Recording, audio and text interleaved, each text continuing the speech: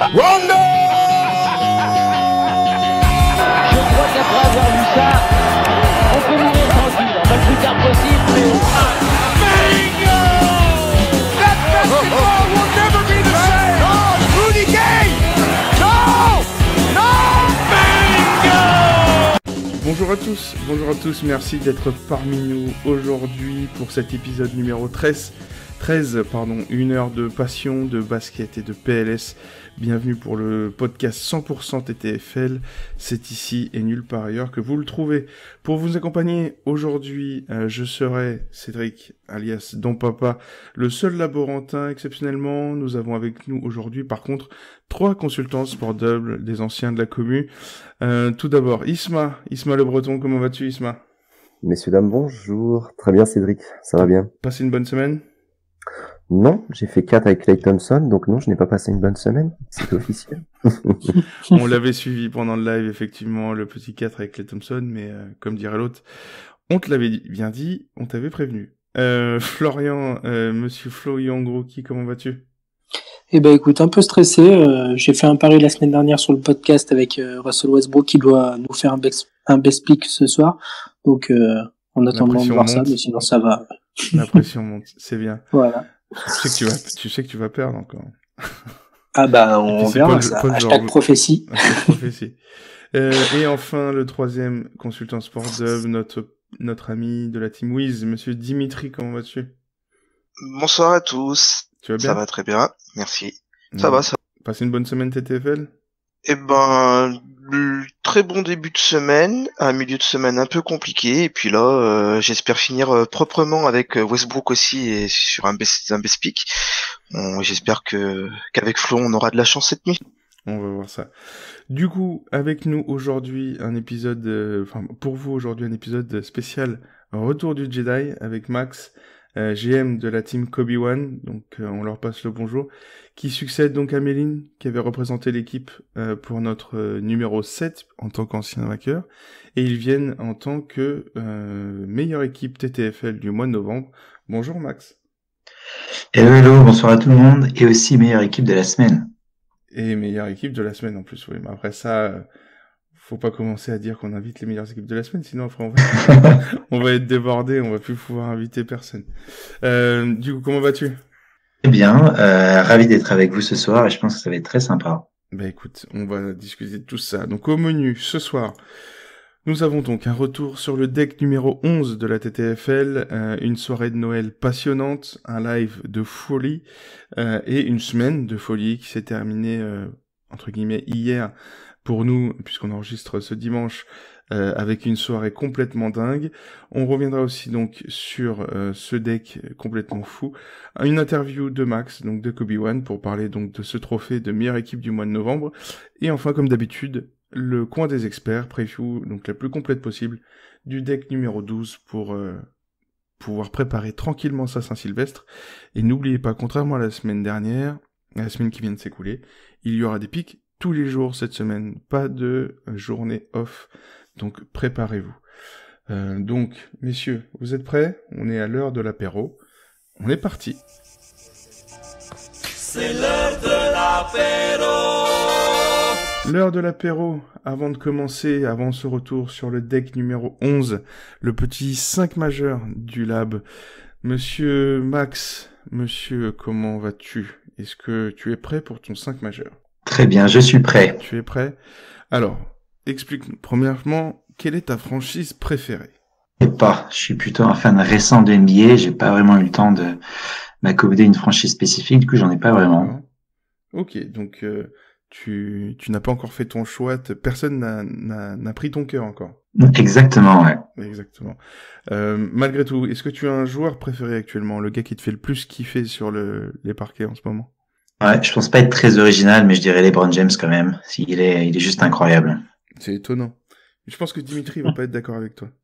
Alors, moi, je suis pas fan de LeBron en fait. Je suis fan des Cavs, mais pas fan du joueur. Oh là là, ça. C'est réciproque. C'est le seul. C'est le Bon seul. anniversaire à Ça LeBron. doit être le seul. Et joyeux anniversaire, LeBron. Joyeux anniversaire, il nous entend, bien sûr. Et du coup, au niveau all-time, donc même si tu suis depuis peu de temps, parmi tout ce que tu as pu voir sur YouTube, en vidéo, en DVD, est-ce que t'as un joueur all-time qui t'a plu particulièrement, que ce soit dans l'esprit ou dans le jeu? Ouais, alors j'ai un préféré, c'est Vince Carter, produit de UNC, et aussi par rapport à la team Kobe Warren, je vais me faire trucider si je dis pas Vince Carter. On a des fans absolus dans la team, du coup. D'accord. C'était C'est un passage obligé, quoi. Absolument. Bon, ça va, vous avez bon goût, plutôt.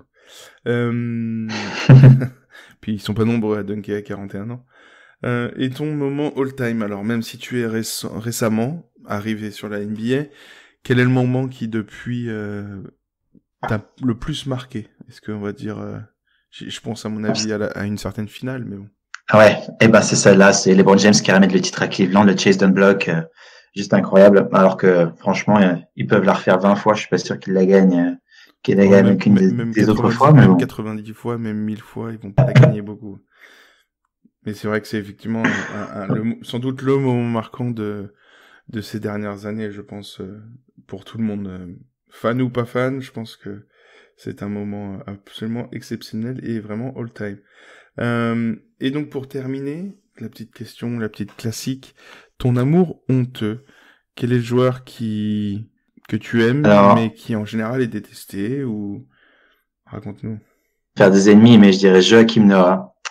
Joakim, il revient une deuxième année en NCAA pour faire le doublé avec les Gators de Florida, et son duo avec Derrick Rose, son hustle, je trouve juste ça incroyable. Alors après, il a des free throws qui sont vraiment horribles. Il a un jump shoot qui est horrible aussi. Il fait pleurer du sang, mais en vrai. Là, ça va, ouais. Non, mais je te confirme, tu es le bienvenu dans ce podcast. Merci beaucoup. Et oui. Joux, écoute, on lui fait des bises et puis on espère que ça va bien se passer pour sa fin de saison aux Grizzlies. Là, je crois qu'il est revenu d'ailleurs, en parlant de Joakim Noah. Il est de nouveau prêt à jouer. Donc, on commence le retour sur ce deck numéro 11 avec, comme d'habitude, vos tops et vos flops. Messieurs, Max, on commence par toi, honneur aux invités. Quel est ton top ou ton flop de cette semaine? Flop, mercredi soir, Jokic qui me fait 13 contre les Spurs avec un seul panier et 4 points marqués. J'avais le gros seum quand même. J'avoue. Belle carotte. Ouais. Bah, Jokic est spécialiste, tu sais, c'est ces matchs où il se met en mode distributeur. Et puis si ça tourne pas bien et il fait 1 ou 2 tirs dans le match, c'est assez terrible quand tu l'as en TTFL parce que tu le vois tu vois en général les gens se décomposer devant le match. C'est assez terrible quand Jokic est dans ce mood là. Dimitri, qu'est-ce que t'as trouvé qu'est-ce que t'as eu de sympa pour cette semaine? Moi j'ai eu, j'ai pas pique, mais il y a un flop pour moi, c'est donc Curry pour le match de Noël qui est complètement passé à côté. Et j'ai eu un petit coup de cœur pour Capella parce que mine de rien, 23 rebonds le soir de Noël, le record était détenu depuis 96 par Dennis Rodman et fallait quand même aller le chercher et j'ai trouvé ça quand même super top. On était en live et on a vu le record tomber en live, c'était ouf et c'est vrai que Capella a vraiment fait plaisir pour Noël. Isma, du coup, qu'est-ce que tu as trouvé de sympa ou de moins sympa toi cette semaine? Moi, c'est quelqu'un de très sympa que j'ai trouvé cette semaine. Il fallait qu'on en parle évidemment. Anthony Davis, face à Dallas, 83 points. Voilà, enfin, un commentaire sûrement, je pense. J'ai envie de dire. Moi, j'ai des mecs dans ma team qui voulaient pas le prendre ce jour-là pour le prendre le lendemain contre Houston. Non, bah oui. Et je vous laisse imaginer. Non, bah écoute, moi je vais te dire tout simplement que ils avaient 2 Davis sur le match aller entre guillemets, puisqu'il y a eu et il y en a beaucoup en ce moment de rematch à très court terme là, parce qu'il y a beaucoup de matchs des équipes qui jouent 2 fois de suite. Ouais. Et donc on a eu un bon score, un 50 plus. Et perso en fait je l'ai gardé pour ce 83 et c'est mon record, c'est mon nouveau record. Anthony Davis vient de battre mon Giannis à 80 Il y avait pas eu une équipe qui avait fait un all-in sur Anthony Davis. Et il faut qu'on en parle. T'as raison de le mentionner. Donc on a l'équipe Cultura NBA qui vient d'établir le record de l'année. Et sans doute, et sans doute un record. Alors, on pourra jamais confirmer un record all-time parce qu'on n'a pas toutes les archives. Ouais. Donc record pour cette année, c'est sûr. 830 points, all-in Anthony Davis. Clairement, ils ont cartonné tout le monde. Ils sont premiers et largement premiers de cette soirée. Donc on leur passe le coucou. Cultura NBA. Ouais, respect à vous. Respect. Et franchement, fallait... parce qu'en plus, un all-in avec Anthony Davis, c'est très très risqué, hein, parce que tu peux perdre énormément en cas de petits pépins, voilà, un petit truc. Quand tu perds Anthony Davis, ou ne serait-ce que si ton Anthony Davis, t'as tes 10 Anthony Davis du mois qui font, je sais pas, par exemple, moins de 40, c'est très tendu après pour se rattraper, parce que forcément, on perd beaucoup de points. Donc, en tout cas, GG à eux. Et, une grosse pensée, Cultura NBA, on leur fait une dédicace. Du coup, Florian, qu'est-ce que tu as, toi, trouvé de sympathique? Eh ben, sur la preview du deck 10 qu'on avait fait la semaine dernière dans le podcast, j'avais parlé de Giannis mercredi contre New York. Et ben, finalement, ça a fini avec best pick à 56. Donc, c'est beau. Voilà. C'est simple et efficace. Le gars s'auto-congratule normal. Et donc, perso, qu'est-ce que moi j'ai trouvé? Alors, ça va pas forcément être original. Quoique, je vais pas parler d'Anthony Davis, donc déjà ça change. Mais moi, je vais vous parler de la soirée d'hier, entièrement. C'est quoi cette soirée de fou? C'était dingue.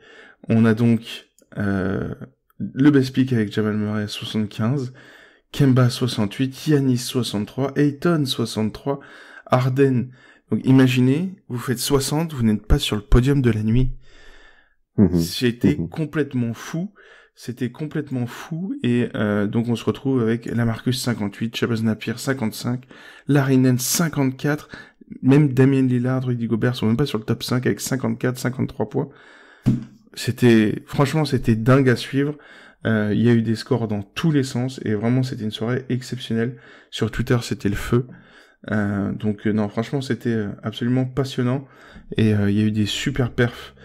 Et pour être clair, si vous n'avez pas fait 40-45, vous perdez des places au classement. Donc, ça veut bien dire ce que ça veut dire, quoi. Donc, non, c'était complètement dingue. Et même en prenant, par exemple, en faisant 60 points avec Harden, suffit que les mecs qui avaient plus Harden aient pris, par exemple, Walker ou Murray, ils peuvent te passer devant quand même. Tu peux perdre des points en faisant 60, par exemple. C'est clair que ponctuellement, selon où tu étais au classement, ouais, tu peux te retrouver à stagner avec un 55 ou un 60, ouais. Non, j'étais 60 j'avais démarre de Rosen, j'ai gagné que 130 places. Du coup, avec un 51, donc, Ouais, bah, je ferais moi pareil. Hein. J'ai fait, moi aussi, j'ai gagné 150 places, je crois. 150 places avec qui d'ailleurs? Avec Rudy, oui. Avec Rudy. Ouais. Mais bon, Rudy, 50 à la mi-temps. Après, il a quasiment plus joué, donc c'était un peu compliqué. J'étais en soirée, moi, perso, je voyais les stores tomber, je fais, non, arrêtez. Je fais, j'ai Harden, arrêtez. Du coup, parlant de places gagnées, places perdues, on passe au classement des joueurs ce matin, messieurs. Monsieur, du coup, c'est qui s'en occupe?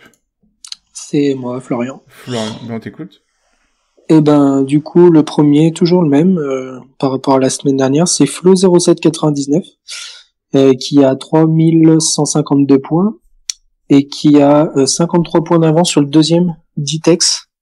Ensuite, en troisième position, on a Sylvain avec 3074 points. Ensuite, Thundercove, le cinquième, Tonio 3005, et le sixième, Daddy Nuts. Et tous ces garçons-là, ou filles, on ne sait pas, étaient tous dans le top 10 déjà la semaine dernière, donc chapeau, ça reste droit, ça reste consistant. Et ouais, petite dédicace à donc Daddy Nuts que nous avons reçu en tant que joueur du mois de novembre, et donc qui avait connu une petite descente et qui est revenu là dans le top 10 la semaine dernière, et là top 6, juste 100 points du leader, donc courage à eux. Il faut tenir. Du coup, on passe au classement des équipes cette semaine. Alors, comment dire? Premier, la team Narbonne. C'est très original. Quelle surprise! Quelle surprise! Mais deuxième, alors des nouveaux venus. La team Olympien. Alors, accrochez-vous, hein. Nous sommes le 30, classement du 30 au matin. Ces messieurs de la team Olympien, qui sont très vocaux sur Twitter, et on les comprendra, écoutez-moi bien, ils étaient 150e le 1er décembre. Ok? Donc à toutes les équipes qui sont dans le top 100, dans le top 150, preuve en est, avec un peu de chance et un peu de cerveau, c'est possible. Donc courage à vous, tenez le coup, peu importe votre classement, tout est possible encore jusqu'à la fin de la saison. Il reste plus de la moitié, donc accrochez-vous. Donc félicitations à eux, ils font une remontée de dingue. Ensuite, on a la 3e qui complète le podium, la team Kobe One, qui vient de perdre une place, justement, avec notre ami Max ici présent. Et pour terminer le top, la Ligue 1, on va parler de Tweetballs, évidemment, de Team Datas, qui a fait une seule soirée hier, hein, la pire soirée de la Ligue 1. Les teams NBA Sauce, Apologia, Twin Wolves, la team Run and Gun, qui a fait un superbe 542 hier, la team QI Basket, la team Fatballs, Dream Team, les Ducs, les anciens, Green Seas également, qui sont là depuis longtemps dans le top, la Brique et la team 24 secondes bon, donc à voir où sont la Brute et le Truand, mais on sait qu'il y a un petit trio, la team 24 secondes, donc on leur passe le bonjour. En tout cas, bravo à tous, tenez le coup, et c'est officiel, la team Narbonne a plus de 1000 points d'avance sur le 16e, donc ça vient de se décider là cette semaine, c'est assez dingue, ils ont 3 jours d'avance sur la Ligue 2. C'est de la folie. Monstrueux. C'est de la folie. Non, franchement, ils ont 500 points d'avance sur le 2e. Ça vous donne un peu, la folie que c'était. Donc, moi, je pensais qu'ils allaient rigoler quand ils disaient qu'ils voulaient faire le doublé, tu sais, je déconnais. Oui, pour l'épisode 2, quand on les a reçus. Non, c'est de la folie, hein. D'ailleurs, on passe le bonjour à Thomas qui était passé nous voir pour l'épisode 2 pour représenter la team Narbonne. On les félicite. On passe aux franchises, justement, Isma. Qu'est-ce que tu vas nous raconter sur le classement des franchises? Eh bien, toujours, voilà, classement des franchises, petite dédicace à Skills, donc un des membres du TTFL Lab et un de ma team aussi, petite dédicace à lui. On va commencer par la conférence Ouest, qui est extrêmement serrée au final. Châteauroux peut faire premier avec 27 340 points, et deuxième Miami, qui n'a que 6 points d'écart avec le premier. Donc je vous laisse imaginer la tension qu'il doit y avoir en une soirée.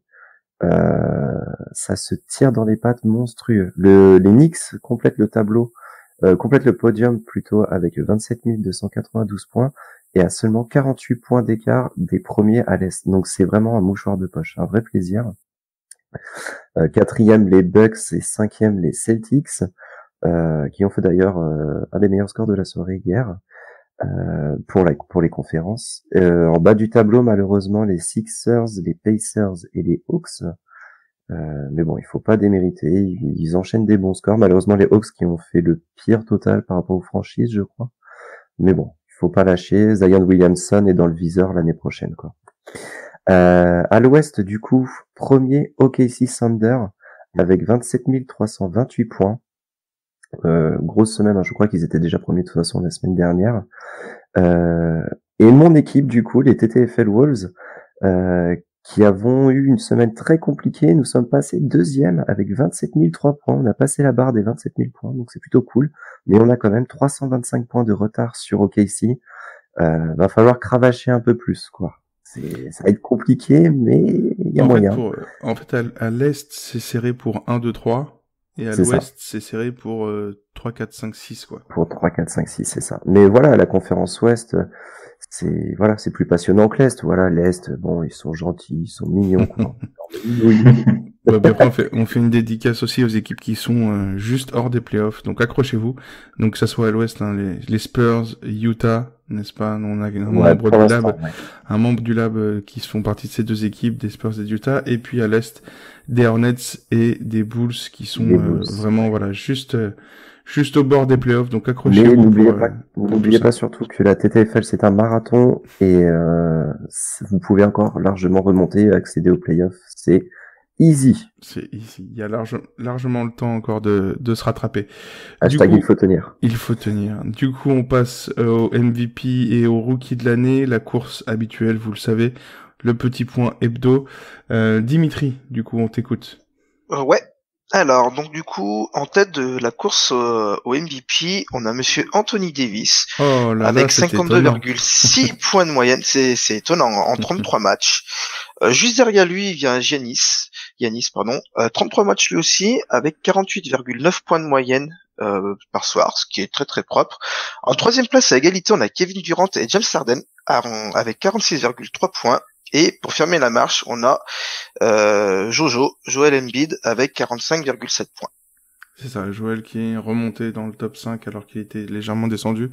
Et puis après, bon, derrière on a les habituels, hein, vous les connaissez, LeBron, Curry, etc. Et puis toujours la dédicace à notre ami Polo, on fire en mois de décembre, qui s'est incrusté lui aussi dans le top 10. Donc bon courage à eux, et puis on a hâte de ce que ça se décante et puis que quelqu'un aille chercher Anthony Davis. Nom de Dieu. Ah, ça va être compliqué, je pense. Il est très très bien parti pour être meilleur joueur de la TTFL cette année, ouais. Encore une fois. Et du coup, au niveau des rookies, ça donne quoi? Il y a eu des changements ou pas? Alors, au niveau des rookies, on a DeAndre Ayton qui est premier avec 33,6 points. On a Luka Doncic qui est deuxième avec 28,8. On a Marvin Bagley et Jaren Jackson Jr. qui sont tous les deux à égalité à la troisième place avec 21,3 points. Et on ferme la marche avec Wendell Carter Jr. avec 20,5 points de moyenne TTFL. Autant vous dire que Ayton et Doncic écrasent la concurrence. Ah bah là, ils marchent sur l'eau tous les deux. Pour des rookies, ils sont presque aussi bons que des lieutenants même des lieutenants de grosses franchises. Ah oui, non, pour être très clair, là on parle uniquement de TTFL, hein. Après on parle pas de question de niveau ou quoi que ce soit, ou du vrai rookie de l'année, mais au niveau du rookie de l'année, pour vous donner un ordre d'idée, je crois que Ayton doit être 15 ou 17e, je crois, au classement du MVP TTFL. Voilà, c'est ça.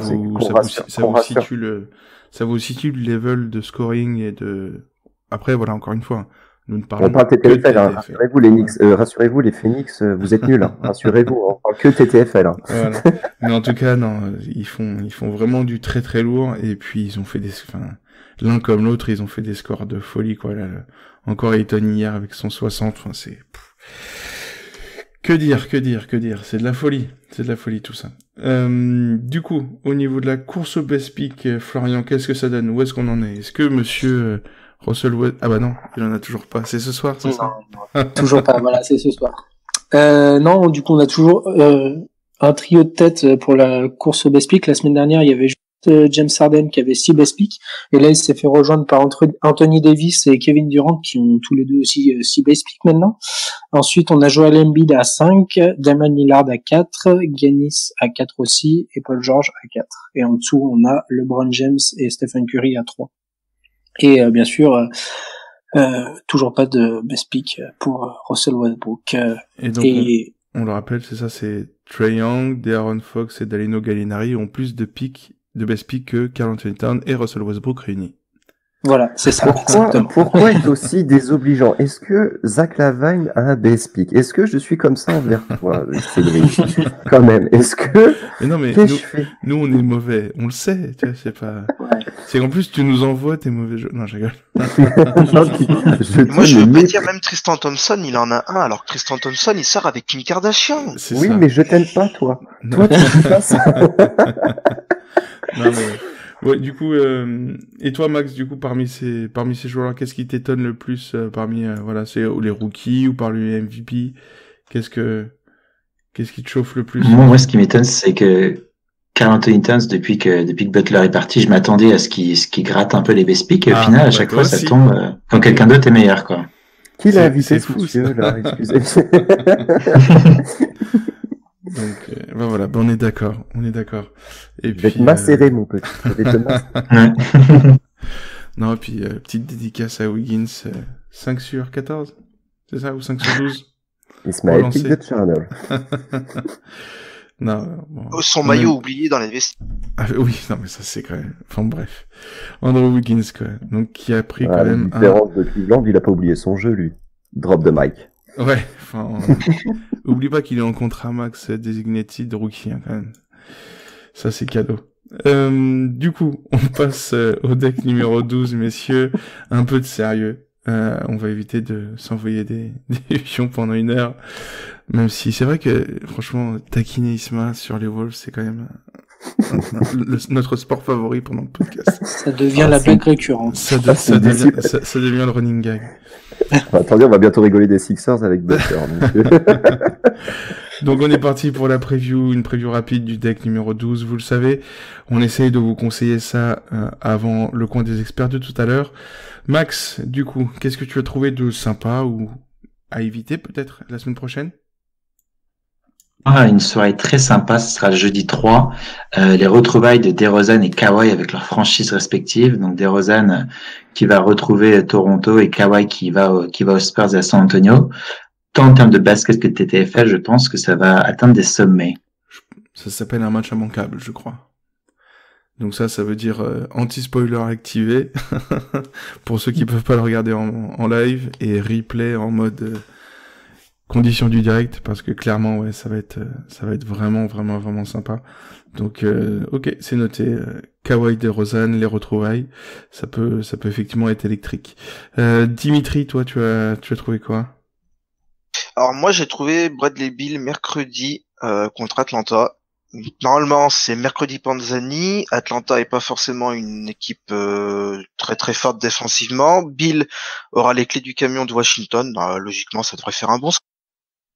Ouais, et on pense aussi, n'oubliez pas, même s'il faut être prudent et voir comment ça se comporte avant d'y aller, mais dans les seconds couteaux va devenir intéressant autoporteur aussi, petit à petit. On sait que quand Wall est pas là, ça peut devenir un pic intéressant.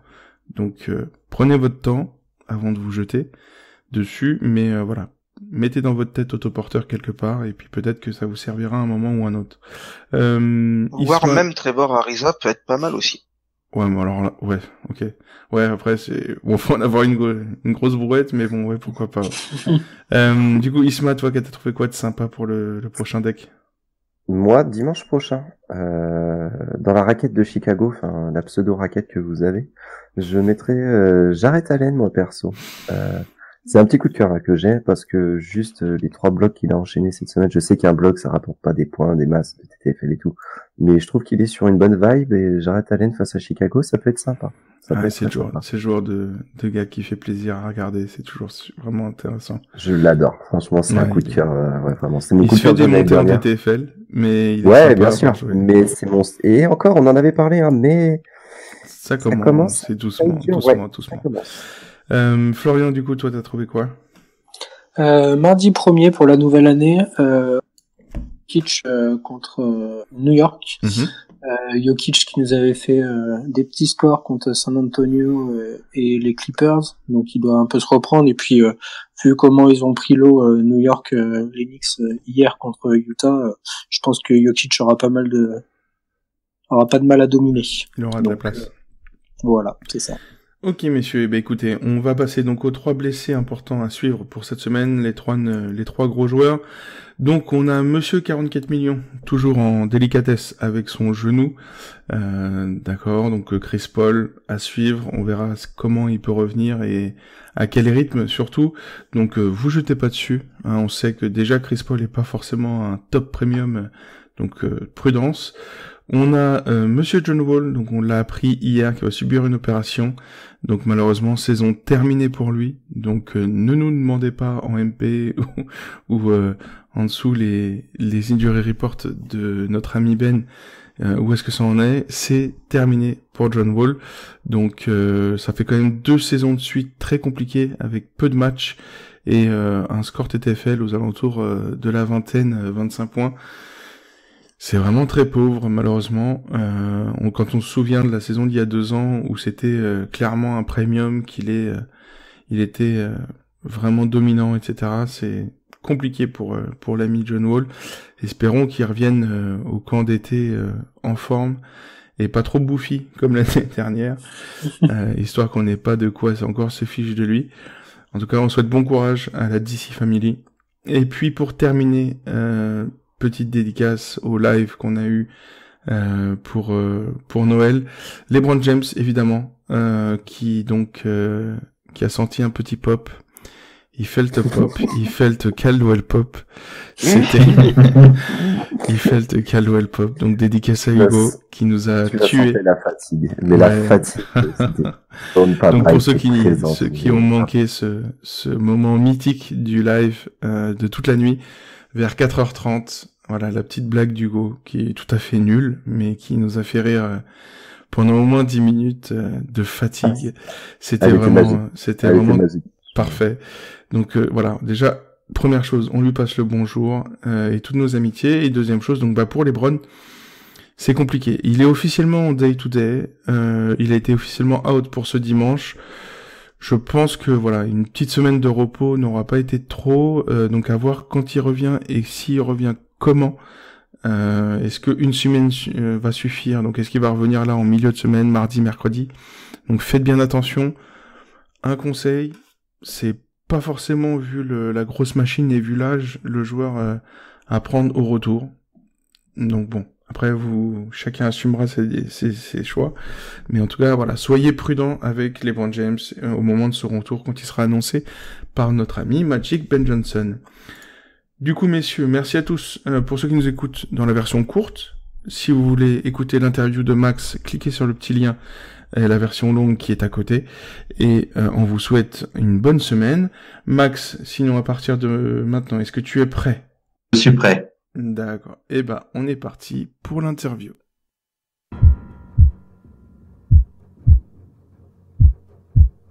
Donc, nous voilà tous les deux. Max, comment vas-tu depuis tout à l'heure? Est-ce que tu es bien, tu es à l'aise? Ça va très bien, j'ai pris des notes là pour le deck de la semaine prochaine. Tout va bien. D'accord. Du coup, alors on va parler un peu de toi déjà avant de parler de l'équipe. Donc tu nous disais, tu suis la NBA depuis pas forcément très longtemps, c'est ça? De manière assidue depuis environ 5 ans, je dirais. Oh, c'est déjà pas mal. Ah, mais on va dire que j'ai la chance d'avoir pu voyager aux US et de participer à des matchs NBA et ça a vraiment changé la donne, quoi. D'accord. Oui, donc t'as pu voir des matchs en live, donc comme ça, t'as fait quelle salle? Alors j'ai surtout fait de la côte Est, mais j'ai fait DC, Chicago, Toronto, Hornets, donc Charlotte. Oui, faire un joli tour de la côte Est, t'as vu pas mal de matchs, donc forcément oui, ça change la donne. Boston et j'ai fait Dallas cette année, du coup pas mal. Et t'invites même pas. La prochaine fois je vous envoie une petite invitation. Ok, c'est noté. Et donc du coup, donc t'as pu faire donc depuis 5 ans effectivement un joli tour des salles de la Conf Est. Et du coup, depuis combien de temps tu joues à la TTFL? Tu connais Trash Talk, la team Kobe One, raconte-nous. Alors j'ai commencé la TTFL la première année, j'étais tout seul et je me suis bien pris, je crois que j'ai fait un top 500 et j'ai décidé de motiver mes potes pour l'année d'après. On était 6 avant le début de la saison et après grâce aux magies de Twitter, on a recruté le reste de l'équipe avec Méline, Guillaume, PB et Rodolphe et là ça se passe plutôt pas mal, on n'a pas changé d'équipe depuis le titre. D'accord. Donc vous restez, comme nous avait dit Méline, voilà, l'équipe s'est complétée dès la première année, enfin dans la deuxième année, et puis depuis vous êtes ensemble, quoi. Exactement, ouais. Donc 2015-2016 l'année du titre. Ouais. On en avait parlé avec Méline, pour ceux qui veulent réécouter cette interview, c'était l'épisode 7, donc.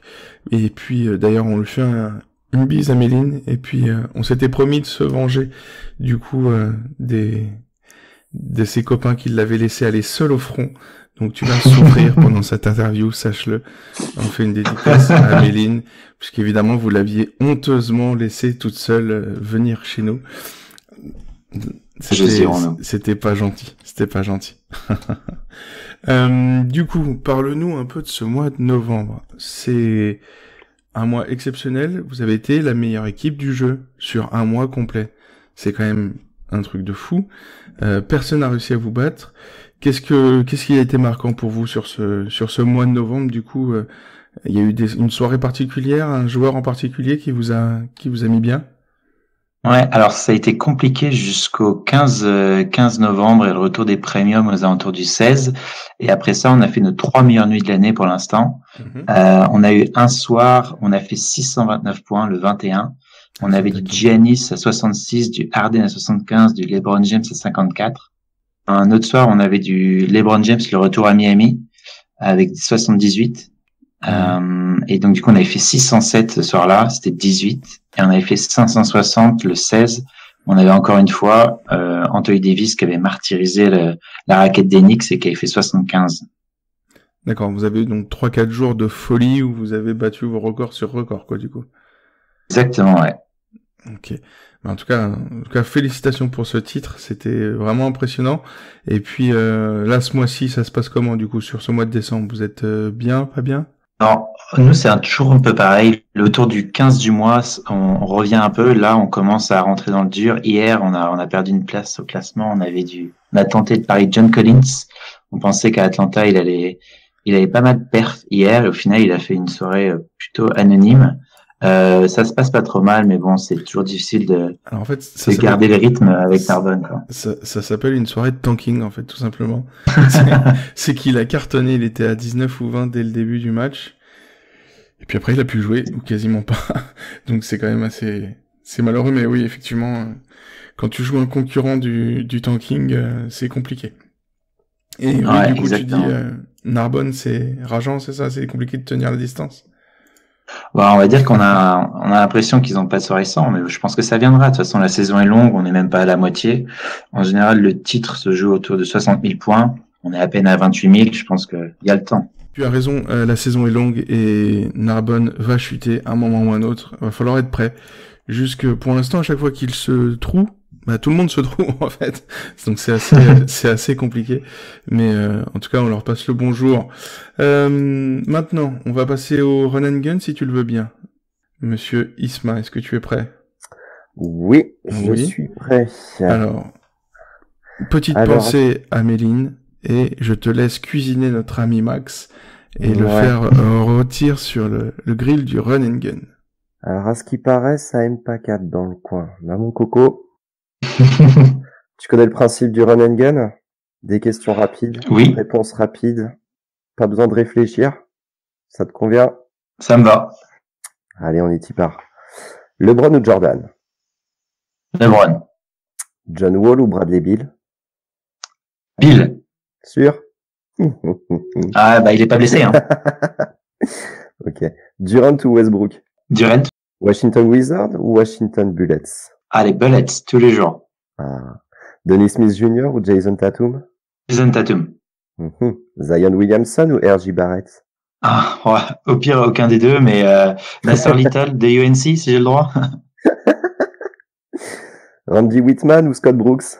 Oh là là. Scott Brooks. Ok. NCAA ou NBA? Je dirais NBA, mais compliqué. Michael Jordan, joueur des Bullets ou proprio des Hornets?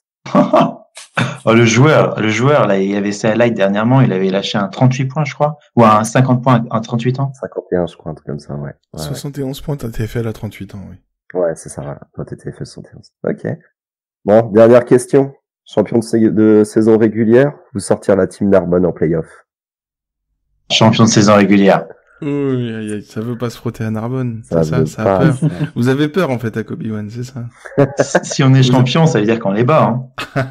Ouais, champion de saison régulière, c'est effectivement bien, ouais. Ça va. C'est pas pareil qu'en playoff. C'est-à-dire que vous avez peur de venir au podcast et vous avez peur de jouer Narbonne en playoff. C'est fou, ça. On est si méchant que ça?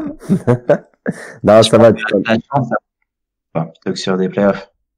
Okay, ça va, tu t'en es bien sorti. Je peux te le rendre, Cédric, c'est cool. Bon, on s'en sort. J'espère que Méline sera contente de nous. On t'aura cuisiné comme il faut. Du coup, on va parler de TTFL, mais plus technique maintenant.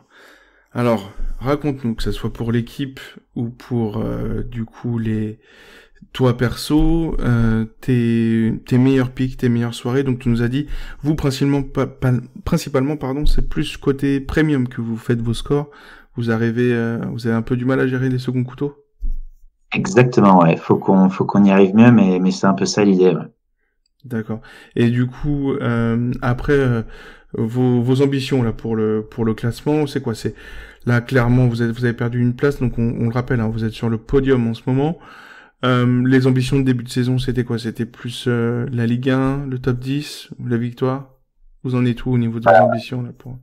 Alors en gros, du coup, on a gagné il y a 2 ans. L'année dernière, il y a plusieurs personnes dans l'équipe qui ont eu des changements de vie et du coup, ça a été un peu compliqué de gérer. On n'était pas trop dedans et cette année on s'est remotivé que pour la victoire. On cherche rien d'autre. Il y a rien d'autre, la victoire ou rien. Et du coup, au niveau de l'évolution, parce que Méline nous avait présenté toute l'équipe, et est-ce que du coup il y a eu des changements de rôle? Est-ce que un chat noir est devenu MVP? Est-ce que le MVP est devenu en mode YOLO? Raconte-nous un peu s'il y a eu des changements parmi l'équipe. On avait Damien qui était notre MVP il y a 2 ans, qui avait fait un top 100. Là, il est un peu dans le top 3000. C'est assez compliqué pour lui. Alors à l'inverse, on a Rodolphe cette année qui est très très très chaud et qui est toujours à la recherche de sa petite étoile d'ailleurs, alors qu'il était dans le top 100.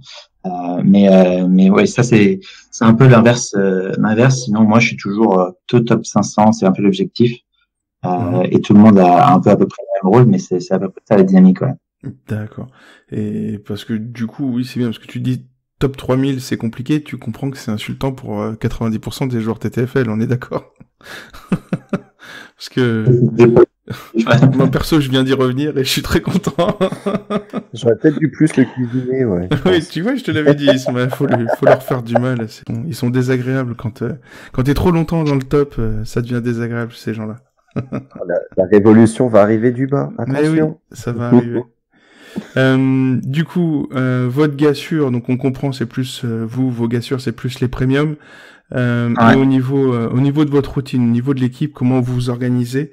Est-ce que vous avez des petites TTFL routines comme ça que vous avez mis en place et qui pourraient être de bons conseils pour les autres équipes, du coup, pour ceux qui veulent progresser, pour les nouvelles équipes, pour les nouveaux GM, toi en tant que coach de l'équipe, comment vous organisez? Absolument. Alors nous déjà, on a une conversation Facebook qui est assez hyperactive. Donc on a tout le monde dans l'équipe, on discute beaucoup. En général, le week-end, on fait la review de la semaine prochaine parce que tout le monde n'est pas toujours dispo tous les jours pour dire qui est-ce qui va apprendre et tout ça. Et du coup, on essaie de prendre de l'avance, sinon c'est vraiment trop compliqué suivant les emplois du temps de chacun. Et c'est un peu l'objectif. On essaie de partager nos decks en avance. D'accord. Donc vous êtes plus du côté hebdo. On essaye de se prévoir ça et de s'organiser, et du coup ça se donne des conseils, ça se dit évite ça, vois plus quelque chose comme ça, etc. C'est plutôt moi qui fais le poil à gratter, qui challenge les gens sur mais t'es sûr que t'as envie de prendre ce mec-là ce soir-là? Mais ouais, il y a Guillaume et moi qui faisons ça un peu de manière quotidienne, mais tout le monde est impliqué pour challenger un peu tout le monde, quoi. C'est ça qui est intéressant. Ok, donc bon, bonne ambiance du coup depuis 2 ans, j'imagine. En plus, si ça a jamais changé, c'est que tout se passe bien. En tout cas, on vous le souhaite. On espère que ça va rester comme ça. C'est vrai que quand on est au top, c'est facile de garder la bonne ambiance. On verra si ça descend. On verra. C'est ça. On va suivre ça. Ouais. L'année dernière, on a fait une saison assez anonyme, hein, et on est toujours restés ensemble. C'est bien. Je me permets, j'ai une petite question technique. C'est en tant que chef d'équipe TTFL, est-ce que vous faites des all-in sur un joueur? J'ai toujours eu peur de faire ça avec ma team, est-ce que vous en faites vous des fois? On l'a fait 2 fois cette année, je crois. Le premier jour, on était à 9 sur 10 sur LeBron, et on le fait que pour des premiums de temps en temps, et je crois qu'on l'a fait sur Kyrie le lendemain, donc c'était en novembre d'ailleurs, c'était le lendemain le match d'après où il s'était embrouillé avec Jamal Murray. D'accord. Oui, exact. Ouais, je me rappelle. Ouais. Le match d'après, je crois qu'il a fait 59 en TTFL et on était 10 dessus. Et ça nous a permis de rattraper pas mal de points, mais en général, on évite, gérer le risque. D'accord. Du coup, on évite les all-in, mais bon. Moi, j'aurais bien voulu faire un all-in Anthony Davis, vendredi, hein. Tout le monde aurait voulu, je pense. D'accord, merci beaucoup. Merci bien. Et du coup, pour terminer cette petite interview, comme d'habitude, tu connais la tradition.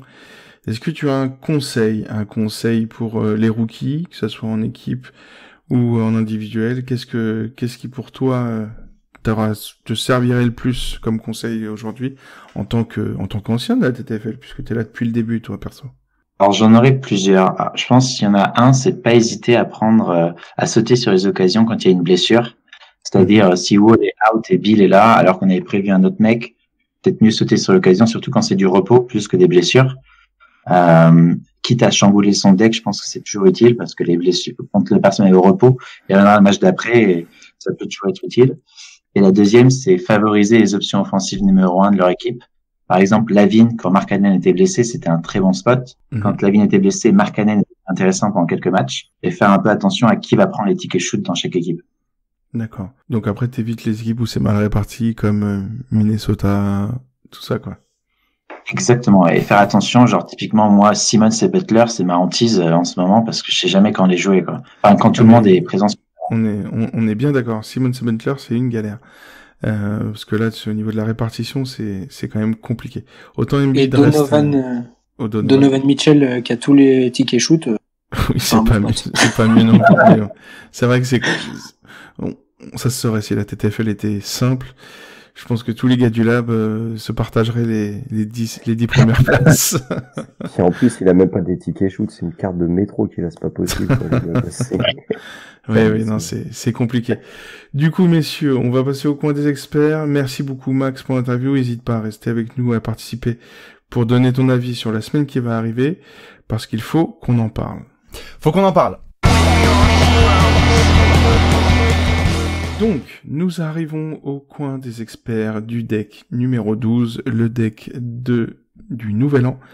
Donc, au niveau des absents, la liste complète. On a déjà parlé de Chris Paul, de Monsieur Feltpop et de Monsieur John Wall, donc qui sera out pour la saison. Et donc, nous pouvons rajouter parmi les joueurs out plutôt premium. Donc, on a toujours Isaiah Thomas, DMC, qui est en passe de revenir.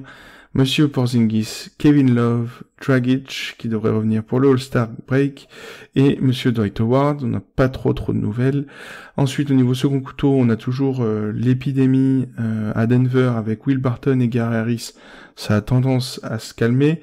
On a Elfrid Payton, qui fait toujours beaucoup de mal aux Pels, qui est absent. Caris LeVert, Otto Porter, justement, on en parlait tout à l'heure, quand il va revenir, garder un œil dessus pour la TTFL, et Monsieur Rajon Rondo, qui est aussi out pour la semaine. Au niveau des joueurs incertains, au niveau des premiums, en ce moment, on a des petites blessures chez Joel Embiid, donc entre petits dérangements, on a eu les épidémies de gastro, et puis un peu de repos pour Joel. Voilà, faites attention. On a aussi Kyle Lowry et DeAndre Jordan qui sont en général en ce moment day-to-day, donc faites bien gaffe. Et au niveau des seconds couteaux, les joueurs incertains qui sont en passe de revenir ou qui reviennent à peine, on a Eric Gordon, Paul Millsap, qui est revenu, je crois, juste hier, qui a fait un plutôt bon match, Mirotic, Rubio et Monsieur Emmanuel Moudier, qui, pour les fans de Yolos, est un spot important. Du coup, donc faites bien attention à ces joueurs-là. Et puis, comme d'habitude, quotidiennement, 2 à 3 rapports de notre ami Magic Ben Johnson, 2 à 3 rapports des blessures qui sont publiés sur Twitter et sur Facebook. Donc n'hésitez pas à y aller avant de choisir votre joueur. Du coup, messieurs, on passe à la dernière partie. Nous arrivons aux opportunités. On va parler de lundi 31, la Saint-Sylvestre, 7 matchs au programme. Dimitri, qu'est-ce que tu as choisi pour ce lundi ? Alors, moi j'ai choisi Sabonis face aux Hawks. Il est assez régulier en sortie de banc, et je pense que face à Atlanta, ça peut être un très bon pick. D'accord, parce qu'évidemment là on arrive plutôt dans les seconds couteaux, donc forcément on va essayer de se caler comme d'habitude, vous le savez, à partir de la fin du mois on arrive milieu de deck, voire 3/4 de deck, donc on va essayer de vous conseiller plus de joueurs de second couteau, et Sabonis effectivement ça fait partie, quand on en parle pour les 6e hommes de l'année, donc tout simplement... et puis il fait une belle saison, c'est vrai qu'en sortie de super banc, saison, top, ouais. Donc ok, Sabonis contre Atlanta, c'est histoire de passer une bonne Saint-Sylvestre. Pour Nouvel An, nous arrivons avec 5 matchs au programme mardi 1er, histoire de fêter la nouvelle année. Mardi, du coup, qui c'est que tu as choisi Isma pour mardi? Oui, alors moi j'ai choisi le Dookie Gigi Redick face aux Clippers. Tout simplement, comme tu l'as dit, on est en second couteau, donc Redick est un très très très bon shooter. Vous avez pu le voir avec le match qu'il y a eu au Christmas Day. Le mec, quand il veut prendre feu, sorti d'écran, enfin c'est juste magnifique, il est génial. Il apporte ses points, ça peut être pas mal. Et la défense des Clippers ces derniers temps, même depuis le début de l'année, je crois, voilà, ça peut prendre l'eau. Ça fait partie des meilleurs spots TTFL, effectivement. Ouais. Après, ils prennent pas l'eau toujours du même endroit, mais en Ouais, général, mais ça c'est score les- beaucoup et c'est une équipe qui se bat jusqu'au bout. On l'a vu encore hier. Même à moins 16, c'était encore les titulaires sur le terrain. Donc, non, c'est une équipe qui se bat, c'est une équipe qui prend beaucoup de points. Donc, c'est très intéressant pour le TTFL et c'est noté. Ouais. JJ Redick en Ouais. second couteau. Ça peut être pas mal, effectivement. Ok.